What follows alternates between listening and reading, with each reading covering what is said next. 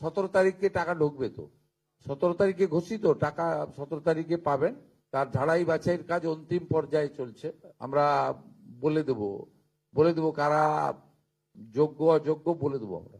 মাননীয় মন্ত্রী মালতী রাভা রায় এবং অন্যান্য আধিকারিকদের নিয়ে কথা বলে জানিয়ে দেবো আপনাদের। আমরা তো আগেই বলেছি 17 তারিখ থেকে যোগ্য লোকেরা টাকা পাবেন, কোনো অসুবিধার কারণ নেই। আমরা আগের সরকার 500 টাকা দিতে ক মাস লাগিয়েছিল মাননীয় মুখ্যমন্ত্রী, মনে আছে নাকি? 2021 সালে 9 মাস লাগিয়েছিল। প্রতি মাসেই ভেরিফিকেশন চলতো। অতএব এসব বলে লাভ নেই, আমরা ঠিক যোগ্য লোককে দিয়ে দেব। আমাদের সংকল্পপত্রে কমিটমেন্ট আছে যে যোগ্য মহিলা দিদি রয়েছেন, বোন রয়েছেন, যার পাওয়া উচিত 25 থেকে 60 বছর বয়সের, তিনি পাবেন অগ্রাধিকারের ভিত্তিতে। কোনো চিন্তার কোনো কারণ নেই, এতটুকু চিন্তা করবেন না। আমরা জুন মাসে 28 লক্ষ মহিলাকে দিয়েছি, আমরা জুলাই মাসে 1,19,00,000 মহিলাকে দিয়েছি। এবারে সংখ্যা বাড়বে এবং ঝাড়াই বাছাই হচ্ছে।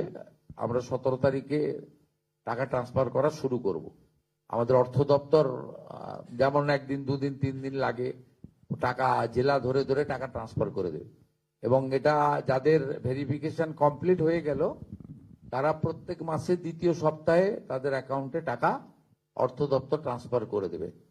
আমার মনে হয় যারা পাবেন তাদের থেকেও আপনাদের চিন্তা একটু বেশি মনে হচ্ছে। Thank you.